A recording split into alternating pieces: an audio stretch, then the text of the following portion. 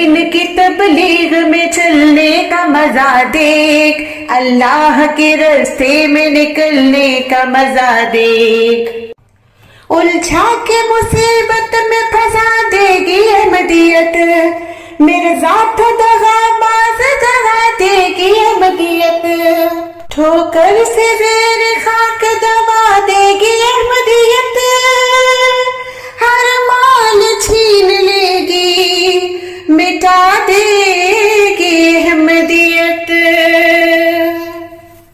احمدیت سے نکل اور نکلنے کا مزہ دے، اللہ کے راستے میں نکلنے کا مزہ دے، چل دین کی تبلیغ میں چلنے کا مزہ دیکھ، اللہ کے راستے میں نکلنے کا مزہ دیکھ، چل چل چل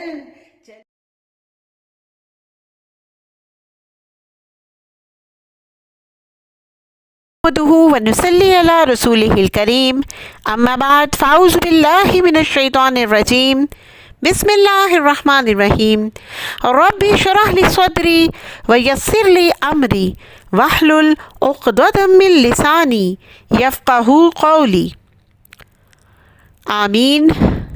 قال الله تعالى في القرآن الكريم وأوفوا بالعهد إن العهد كان مسؤولا، اور عہد کو پورا کرو، بے شک عہد کے بارے میں سوال کیا جائے گا۔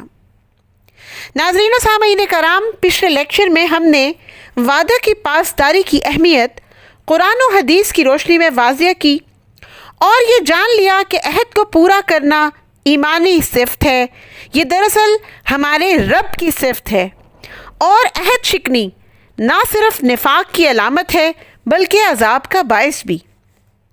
اس کے بعد ہم نے دیکھا کہ مرزا غلام احمد قادیانی صاحب جو جماعت احمدیہ کے بانی ہیں، خود کو ملہم، مجدد، مہدی، مسیح، ذلی اور بروزی نبی، بلکہ نعوذ باللہ عین محمد رسول اللہ بھی کہتے ہیں، اور یہ سب بننے کی کوشش ناتمام میں ہر وقت مصروف عمل رہے ہیں۔ وہ اپنے وعدے بلکہ حلف سے پوری طرح مکر گئے اور یوں نہ صرف منافق ٹھہرے بلکہ اللہ تعالیٰ کے عذاب کے مستحق بھی۔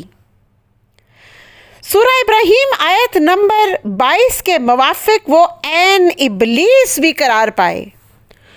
اعوذ باللہ من الشیطان الرجیم بسم اللہ الرحمن الرحیم وقال الشیطان لما قضی الامر ان اللہ وعدکم وعد الحق ووعدتکم فاخلفتکم، اور جب فیصلہ ہو چکے گا تو شیطان کہے گا کہ بے شک اللہ نے تم سے سچا وعدہ کیا تھا اور میں نے بھی تم سے وعدہ کیا تھا، پھر میں نے وعدہ خلافی کی۔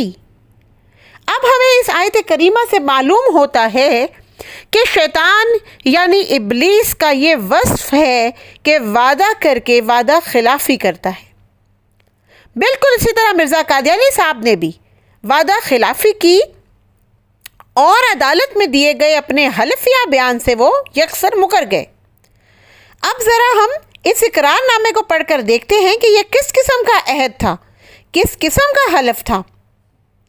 اس کی تاریخ بھی اس عہد نامے کے نیچے، اس اقرار نامے کے نیچے لکھ رکھی ہے، جو کہ ہے 24 فروری 1899، اور میں آپ کو وہ بعد میں دکھاؤں گی بھی۔ اور ذرا اب الفاظ بھی نوٹ فرما لیں کہ کن الفاظ میں وہ یہ عہد، یہ حلف دے رہے ہیں۔ میں مرزا غلام قادیانی بحضور خداوند تعالی باقرار صالح اقرار کرتا ہوں۔ کس کے حضور؟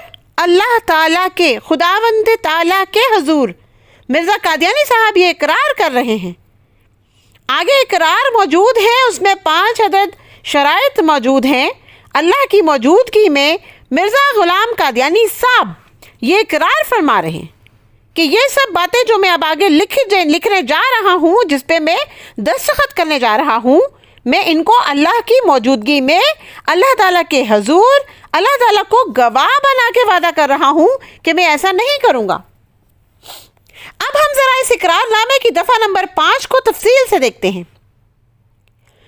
میں اس بات سے پرہیز کروں گا کہ مولوی ابو سعید محمد حسین یا ان کے کسی دوست یا پیروں کو اس امر کے مقابلے کے لیے بلاؤں کہ وہ خدا کے پاس مباہلہ کی درخواست کریں تاکہ وہ ظاہر کرے کہ فلاں مباحثے میں کون سچا اور کون جھوٹا ہے، نہ میں ان کو یا ان کے کسی دوست یا پیروں کو کسی شخص کی نسبت پیش گوئی کرنے کے لیے بلاؤں گا۔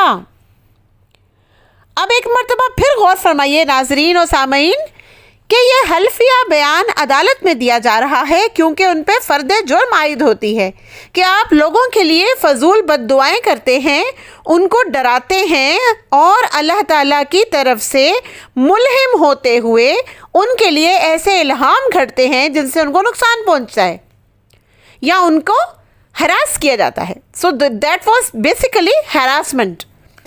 تو اس ہراسمنٹ سے ان کو عدالت عالیہ جو ہے وہ کس طور پر بری کرنے کو تیار ہوئی کہ اگر مرزا غلام قادیانی صاحب یہ اقرار نامہ پیش کر دیں کہ وہ اب ایسا نہیں کریں گے، اور ایسا نہیں کریں گے کے لیے انہوں نے 5 شرائط پہ مبنی اقرار نامے پہ دستخط کیے۔ اب یہ جو بیان حلفی ہے یہ خدا کے حضور دیا جا رہا ہے، اور اس کی خلاف ورزی کی مثال میں نے آپ کے سامنے پچھلے لیکچر میں بھی پیش کی تھی۔ یہ مثال بھی ہم اپنے پاس سے اٹھا کر نہیں لے آئے بلکہ خود مرزا قادیانی صاحب کے ملفوظات جو کہ موجود ہیں جماعت احمدیہ میں اور غالباً ان کی ویب سائٹ پہ بھی موجود ہوں گے، اس کی جلد نمبر 5 کے صفحہ نمبر 76 پہ موجود ہے، جہاں پہ مرزا قادیانی صاحب کیا کر رہے ہیں؟ حکیم مولوی محمد یوسف صاحب سیاح، جن کو کہ چٹو بابا کے نام سے بھی منسوب کیا جاتا ہے، ان سے مباہلے کے لیے اقرار نامہ طے کرتے نظر آتے ہیں، اور جہاں پہ وہ اقرار نامہ طے کر رہے ہیں وہاں کیا تاریخ درج ہے؟ 28 اکتوبر 1906۔ غور فرمائیے گا، جب اقرار نامہ لکھا جاتا ہے تو تاریخ ہے 24 فروری 1899، اور تقریباً 6 سال کے بعد وہ اقرار نامہ غالباً ویلڈ نہیں رہتا، یا for any other reason Mirza Ghulam Qadiani صاحب کو کوئی وہ جو دورے بتائے تھے اس دن بھی انہوں نے کاشف صاحب نے کہ ان کو دورے پڑتے تھے، ان کی یادداشت کا مسئلہ تھا، وہ بھول جایا کرتے تھے، تو شاید ایسا کوئی معاملہ پیش آیا اور ان 6 سالوں میں بارہا اپنی جماعت کے لوگوں، اپنے پیروکاروں کو یہ بتاتے بھی رہے کہ میں ایسا حلف دے چکا، میں یہ وعدہ کر چکا، میں عدالت میں بیان حلفی دے چکا، مگر 6.5 سال کے اندر ہی ایک شخص کو مباہلہ کے لیے خود بلاتے بھی ہیں اور پھر اس کے مباہلے کی شرائط بھی طے کرتے ہیں۔ اب اس کتاب کے صفحہ نمبر 70 پہ اگر آپ غور کریں تو بتایا کیا جا رہا ہے کہ مرزا غلام قادیانی صاحب ہمیشہ کی طرح کہیں کوئی تقریر کر رہے تھے۔ اس تقریر کا تذکرہ ہو رہا ہے جس کے دوران ہی یہ صاحب وہاں پہ تشریف لاتے ہیں اور پھر ان کے درمیان میں مکالمہ شروع ہو جاتا ہے۔ ایز یوزول مرزا قادیانی صاحب انہیں اپنے سچا ہونے کی دلائل پیش کر رہے ہیں، جبکہ مخالف ان کے دلائل کا رد کرتے ہوئے سوالات پہ سوالات کر رہا ہے۔ اب اگر آپ غور فرمائیں تو ایک جملے پہ مبنی چھوٹا سا سوال اور جواب میں مرزا قادیانی صاحب تقریر شروع کر دیتے ہیں، مجبوراً صاحب کو بار بار بات کاٹ کے اپنا سوال پیش کرنا پڑتا ہے۔ اب یہ بات ہم نہیں کہہ رہے، اگر ملفوظات کی اسی جلد کے صفحہ نمبر 71 کی آخری لائن ملاحظہ کریں تو وہاں لکھا ہے، حضرت اقدس اس موقع پر بھی لمبی تقریر کرنا چاہتے تھے، مگر افسوس کہ چٹو بابا کی جلد بازی نے پھر انہیں قطع کلام پر دلیر کیا۔ یعنی بتانا کیا چاہ رہے ہیں کہ وہ جو محترم سوال کرتے تھے تو جواب میں ان کے حضرت صاحب یعنی کہ مرزا قادیانی صاحب مسلسل لمبی تقریر ہی کرنا چاہ رہے تھے، مگر اس بندے نے جلد بازی کی اور قطع کلامی کی، جس وجہ سے وہ بیچارہ کچھ سوال رکھ سکا۔ اچھا، قصہ مختصر یہ کہ مکالمہ چلتا رہا یہاں تک کہ فریق ثانی مسلسل ان کی تکذیب کرتا رہا، اور جب اس نے یہ کہا کہ میں آپ کو نبی تو کیا میں آپ کو مجدد بھی نہیں مان سکتا، تو پھر مرزا قادیانی صاحب اپنے جلالی رنگ میں رونما ہوئے۔ یہاں پہ میں یہ بات واضح کرتی چلوں گو کہ پہلے بھی کئی مرتبہ یہ ڈسکشن ہو چکی کہ مرزا قادیانی صاحب کا طریقہ واردات یہ تھا کہ بحث و مباحثہ میں جب بھی وہ فریق مخالف کو اپنے دلائل سے ہرا نہیں سکتے تھے، اور جب وہ یہ محسوس کرتے کہ ان کے دلائل ناکافی ہیں، یا پھر ان کی یہ کوشش ناتمام ٹھہرے گی یا رائیگاں ہو جائے گی تو پھر وہ کیا کرتے؟ پھر مباہلے کی دھمکیوں پہ اتر آتے، گالی گلوچ کرتے، دشنام دہی کرتے، الا بلا بلا۔ اور پھر اس سلسلے میں بیسیوں مثالیں ہیں ایسی جن سے کہ مرزا قادیانی صاحب کی کتب بھری پڑی ہیں۔ اب ہم پھر سے واپس چلتے ہیں ایک دفعہ صفحہ 74 کی تحریر کی طرف، کیونکہ ہمارا آج کا موضوع گفتگو وہی ہے کہ جب فریق مخالف نے اس کو مجدد بھی ماننے سے انکار کر دیا، کجا یہ کہ اس کو نبی اور رسول مانتا، تو مرزا قادیانی صاحب جلال میں آ جاتے ہیں اور پھر ایک تاریخی جملہ ادا کرتے ہیں۔ وہ جملہ کیا ہے؟ نوٹ کیجئے گا۔ پھر سہل راہ یہ ہے کہ مباہلہ کر لو۔ کیا کہہ رہے ہیں فریق مخالف سے؟ کہ آسان طریقہ یہ ہے، آسان راستہ یہ ہے کہ تم مجھے مان نہیں رہے تو پھر مجھ سے مباہلہ کر لو۔ کب کہہ رہے ہیں؟ 1906 میں۔ اب غور فرمائیے گا کہ معاہدہ کب کرتے ہیں؟ 1899 میں۔ کیا معاہدہ کرتے ہیں؟ کہ میں مباہلے کے لیے دعوت نہیں دوں گا، اکساؤں گا نہیں، غلط لفظ نہیں بولوں گا، ایسے الہام نہیں کروں گا، ایسی پیشن گوئیاں نہیں کروں گا جس میں کسی کی موت یا کسی کے نقصان کے بارے میں کچھ کہا جائے۔ اور یہاں پہ 1906 میں پھر سے اپنے اس وعدے کی، اس عہد کی، بلکہ یوں کہیے کہ بیان حلفی کی، جس کے گواہ اللہ تعالیٰ ہیں، وہ دھجیاں بکھیر دیتے ہیں۔ اچھا غور فرمائیے گا کہ جب وہ یہ معاہدہ کرتے ہیں تو اس دوران اور جب جا کے یہ مباہلے کی بات کر رہے ہیں، مرزا صاحب کی ایک عدد پروموشن بھی ہو چکی ہے۔ آپ کو پتہ ہے وہ کاروبار کرتے تھے نا، نبوت کا کاروبار۔ ان کا جو 2 نمبر بیٹا تھا، جب اسکول میں داخلے کے لیے باپ کا آکوپیشن پوچھا گیا اور وہاں فارم فل کرنا تھا، تو انہوں نے پوچھا کہ آپ کے والد کیا کرتے ہیں، یعنی مرزا غلام قادیانی صاحب۔ تو ان کے 2 نمبر بیٹے نے بڑا انٹرسٹنگ جواب دیا کہ جی نبوت کا کام کرتے ہیں۔ تو وہ جس عہدے پہ تھے اس میں ان کو پروموشن بھی ملتی تھی۔ پھر ظاہر ہے کہ آپ کسی بھی آرگنائزیشن میں ہو تو ہیرارکیکل آرڈر میں آپ پروموٹ ہوتے ہو during the course of time, اور یہی ہوا۔ اب کچھ ناظرین کو شاید پروموشن والا معاملہ سمجھ نہیں آیا ہوگا، تو چلے میں آپ کو واضح الفاظ میں سمجھاتی ہوں۔ جب کسی بھی ادارے میں کوئی ملازم جاب کرتا ہے تو وہ آہستہ آہستہ ایک درجے سے دوسرے درجے میں، دوسرے سے تیسرے میں، اور اوپر سو آن ترقی کرتا جاتا ہے۔ تو جناب مرزا قادیانی صاحب بھی قدم بقدم ترقی کرتے کرتے نعوذ باللہ من ذالک نبوت کے درجے تک پہنچ گئے۔ ان کی پروموشن لائن جو ہے وہ کچھ اس طرح سے تھی کہ پہلے ملہم، پھر مامور من اللہ، پھر مجدد، پھر مہدی، پھر مسیح موعود، ذلی بروزی نبی، رسول، عین محمد رسول اللہ، نعوذ باللہ، خدا کی بیوی، خدا کا بیٹا، اور پھر نعوذ باللہ خود خدا بن بیٹھے۔ بہرحال غور فرمائیں کہ جب مرزا قادیانی صاحب نے عدالت میں بیان حلفی دیا تھا تو اس وقت وہ مسیح موعود والے عہدے پہ فائز تھے، اور جب انہوں نے یہ بیان حلفی توڑ دیا اور مباہلے کے لیے دعوت دے دی تو اس وقت ان کی پروموشن ہوئے 5 سال گزر چکے تھے۔ وہ پروموٹ ہو کے نبی کے درجے پہ آ چکے تھے، کیونکہ 1901 میں انہوں نے نبوت کا دعویٰ کر دیا تھا۔ اور جب وہ اس مباہلے کے لیے بلاتے ہیں، یعنی 1906 میں، اس وقت تک 28 اکتوبر 1906 تک ان کے اس پروموشن کو بھی 5 سال گزر چکے تھے، اور باوجود اس امر کے کہ ان کو اب زیادہ ذمہ داری سے کام لینا چاہیے تھا، وہ ابلیس کی برابری کرنے لگے اور جھٹ کہہ دیتے کہ آسان راستہ یہ ہے کہ مجھ سے مباہلہ کر لو۔ اب ہم یہ دیکھتے ہیں کہ مباہلہ دراصل کہتے کس کو ہے۔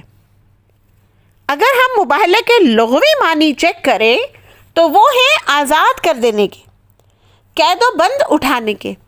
جیسے کسی جانور کو جب آزاد کر دیا جاتا تھا تو اس کے لیے بھی یہ لفظ استعمال کیا جاتا تھا۔ میں نے آپ کے سامنے یہ ویکیپیڈیا سے اسکین نکال کے رکھ دیا۔ اور اگر آپ مباہلہ کے اصطلاحی معنی چیک کریں تو وہ یہ ہیں کہ جب لوگوں کا کسی چیز کے بارے میں اختلاف ہو جائے تو سب مل کر اللہ تعالیٰ سے دعا کریں کہ جو اس بات میں باطل پر ہو اس پر خدا کی طرف سے کسی قسم کا وبال یا پھر ہلاکت پڑ جائے۔ جو جھوٹا ہو جائے گا وہ اس مباہلے کی سزا بھگت لے گا۔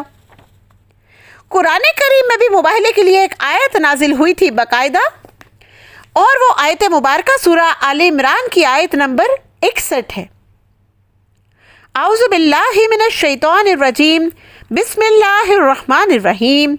فمن حاجک فیہ من بعد ما جاءک من العلم فقل تعالوا ندعو ابناءنا وابناءکم ونساءنا ونساءکم وانفسنا وانفسکم ثم نبتہل فنجعل لعنۃ اللہ علی الکاذبین۔ اس لیے جو شخص آپ کے پاس اس علم کے آ جانے کے بعد بھی آپ سے اس میں جھگڑے تو آپ کہہ دیجئے کہ آؤ ہم تم اپنے اپنے بیٹوں کو اور ہم تم اپنی اپنی عورتوں کو اور ہم اور تم اپنی اپنی جانوں کو بلا لیں، پھر ہم عاجزی کے ساتھ التجا کریں اور جھوٹوں پر اللہ کی لعنت کریں۔ اس آیت مبارکہ کے نزول کے متعلق تقریباً آپ سب لوگ جانتے ہیں۔ مختصراً بتاتی چلوں کہ جو واقعہ مباہلہ ہے وہ سیرت کے مختلف کتب میں بھی موجود ہے، تفسیر ابن کثیر میں بھی تفصیل سے لکھا گیا ہے۔ نبی کریم صلی اللہ علیہ وآلہ وسلم نے جب نجران کے عیسائیوں کی طرف ایک فرمان بھیجا تھا تو اس میں 3 شرائط رکھی تھیں کہ یا تو تم اسلام کو قبول کر لو، یا پھر جزیہ ادا کر دو، یا پھر تیسری آپشن یہ ہے کہ جنگ کے لیے تیار ہو جاؤ۔ تو عیسائیوں نے آپس میں مشورہ کر کے اپنے کچھ ساتھیوں کو حضور پاک صلی اللہ علیہ وآلہ وسلم کی خدمت میں بھیج دیا، جن میں شرجیل بھی تھے اور جبار بن فیضی بھی تھے۔ ان لوگوں نے آ کر مذہبی امور پہ نبی کریم صلی اللہ علیہ وآلہ وسلم سے بات چیت شروع کر دی اور بات کرتے کرتے حضرت عیسیٰ علیہ السلام کی الوہیت ثابت کرنے میں لگ گئے۔ اب جب یہ بات ہوئی تو ان لوگوں نے بحث سے کام لیا۔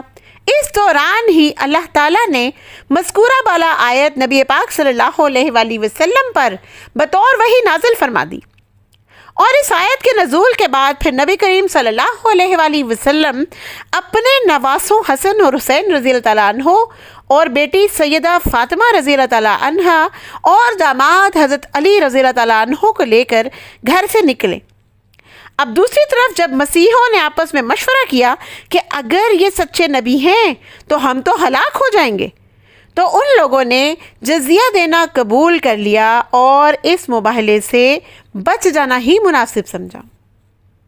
اب یہ تو تھا مباہلے کا وہ شرعی طریقہ جو سنت رسول سے، تاریخ سے، اسلام کی تاریخ سے ثابت شدہ ہے۔ اب اگر آپ ملاحظہ فرمائیں کہ مرزا غلام قادیانی صاحب جو ہیں وہ کس قسم کے مباہلے کرتے ہیں، تو یہ سامنے آپ کے مباہلے کا اقرار نامہ میں نے لگا دیا ہے۔ یہاں پر آپ ڈیٹ چیک کر سکتے ہیں، لکھ رہے ہیں کہ حکیم مولوی محمد یوسف صاحب سیاح سے انہوں نے 28 اکتوبر 1906 کو مباہلہ کیا، ظہر سے پہلے، ظہر کی نماز سے پہلے۔ اور اس مباہلے کا جو اقرار نامہ وہ دے رہے ہیں، اس میں انہوں نے جس طرح پہلے انہوں نے اپنے وعدے کی دھجیاں اڑائی تھی، اپنے عہد کے خلاف چلے تھے، وعدے کی پاسداری نہ کر سکے تھے اور ابلیس ٹھہرائے گئے تھے، اب یہاں پر انہوں نے سنت نبوی کی بھی دھجیاں اڑا دی۔ اب آپ ذرا غور فرمائیے گا کہ اس مباہلے کے لیے کس قسم کی شرائط رکھی جا رہی ہیں۔ مباہلے سے پہلے کتاب حقیقت الوحی کو پڑھ لیں اور خوب غور سے سمجھ لیں، اس کے بعد بھی اگر آپ میری تکذیب کریں تو مباہلہ ہوگا۔ چلیں یہاں تک تو بات کسی حد تک سمجھ آتی ہے کہ بقول مرزا صاحب کے انہوں نے حقیقت الوحی نامی اس کتاب میں شاید کچھ ایسے دلائل لکھ رکھے ہوں گے کہ جس کے بعد ان کی حقانیت پہ کوئی حرف نہ آتا ہوگا، ان کے ذوم میں شاید ایسا ہوا ہوگا، تو انہوں نے اپنے فریق مخالف کو کہا کہ اس کتاب کو اچھے سے پڑھ لیں اور غور سے سمجھ لیں۔ یہاں تک تو سمجھ آ گئی کہ اگر اس کے بعد بھی آپ تکذیب پر بالکل قائم دائم ہیں تو پھر ہم مباہلہ کرتے ہیں۔ اب ذرا آگے کی شرط پہ غور فرمائیے گا۔ مگر پہلے 10 سوال میں اس کتاب سے کروں گا، ان کے جواب لوں گا تاکہ معلوم ہو کہ آپ نے سمجھ لیا ہے۔ جی 739 صفحوں پہ مبنی اس کتاب کے اندر سے مرزا قادیانی صاحب 10 سوال کریں گے۔ کیا مباہلے کی جو اللہ تعالیٰ نے طریقہ کار بتایا اس میں ایسا ہے؟ کیا اللہ تعالیٰ نے ایسا ہی فرما دیا ہو کہ اس قرآن کو پڑھو اور پھر نبی تم سے سوال کرے گا اس کی اس صورت میں کیا لکھا ہے اور اس صورت میں کیا لکھا ہے، تاکہ یہ سمجھ میں آ جائے کہ تم نے اچھے سے سب کچھ پڑھ لیا ہے، اور اگر پھر بھی تمہیں سمجھ نہ آئے گا تو پھر مباہلہ ہوگا؟ جی کیا ایسا ہوتا ہے مباہلہ؟ کیا یہی سنت نبوی ہے؟ اور جو مرزا قادیانی صاحب دعویٰ کرتے ہیں نعوذ باللہ کہ وہ عین محمد رسول اللہ ہیں، کیا وہ محمد رسول اللہ صلی اللہ علیہ وآلہ وسلم کے طریقہ کار پہ چل رہے ہیں؟ اچھا جی، اب وہ 10 سوال کریں گے، اس کے بعد کیا کہہ رہے ہیں کہ آپ کو ان کا جواب انہی الفاظ میں دینا ہوگا جو میں نے لکھے ہیں۔ واہ بھائی واہ! قرآن تو چلو حفظ کرنا مسلمان کے لیے ضروری ہے کہ اس کی جنت میں درجات بلند ہوں گے، اب حقیقت الوحی نامی کتاب بھی حفظ کرنی پڑے گی جس نے مباہلہ کرنا ہے اس کو۔ کتنی فنی سٹوری چل رہی ہے، کیسی مزیدار لغویات قسم کی شرائط یہاں پہ موجود ہیں کہ سوال کا جواب بھی آپ نے انہی الفاظ میں دینا ہے جو میں نے لکھے ہیں۔ یعنی اگر الفاظ کا ذرا سا بھی ہیر پھیر ہو گیا تو آپ کا سوال تو گیا، اگر آپ نے میری کتاب کو حفظ نہیں کیا۔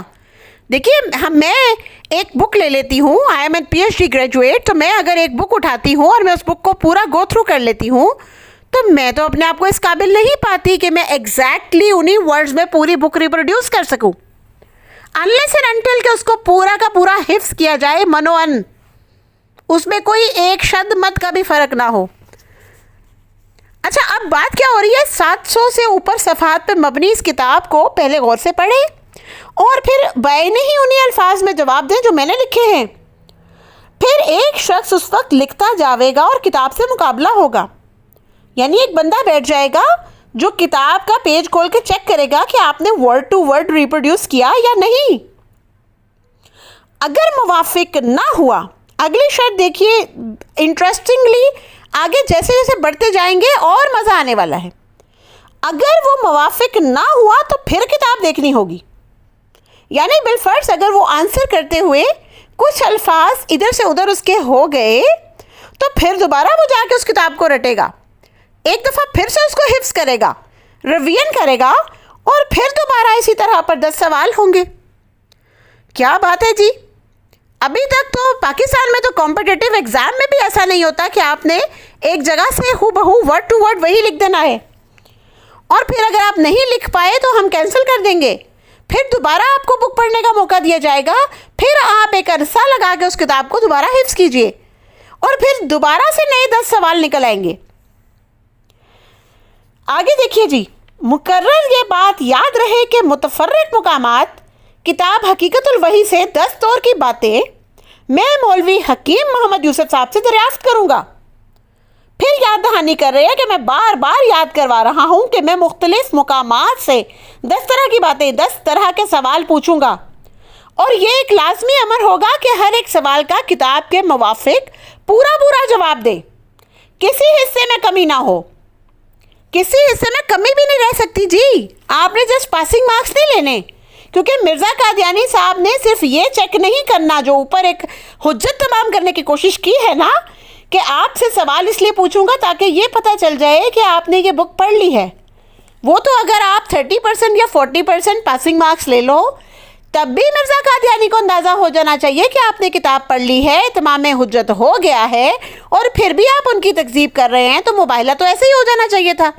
مگر نہیں جی، انہوں نے مباہلہ تھوڑی کرنا ہے، اصل میں یہی تو وہ چور راستہ ہے، اصل میں یہی وہ دروازہ، وہ کھڑکی ہے خفیہ جو مرزا قادیانی صاحب ہر جگہ رکھ جاتے ہیں، تاکہ جیسے ہی موقع ملے اور جیسے ہی ان کو لگے کہ اب ان کی عزت پہ حرف آ جائے گا تو اس چور دروازے کو کھولے اور سیدھا یہاں سے بھاگ جائیں۔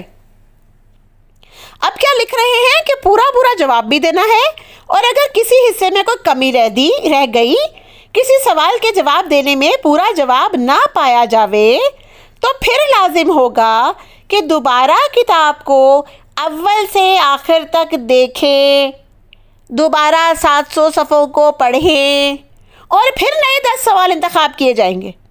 واو، کتنا انٹرسٹنگ قسم کا کویسچن پیپر ہے، جو جیسے ہی ذرا سا بھی آنسر نہیں دیا تو پھر بدل جائے گا، پھر نئے 10 ٹاپکس آ جائیں گے۔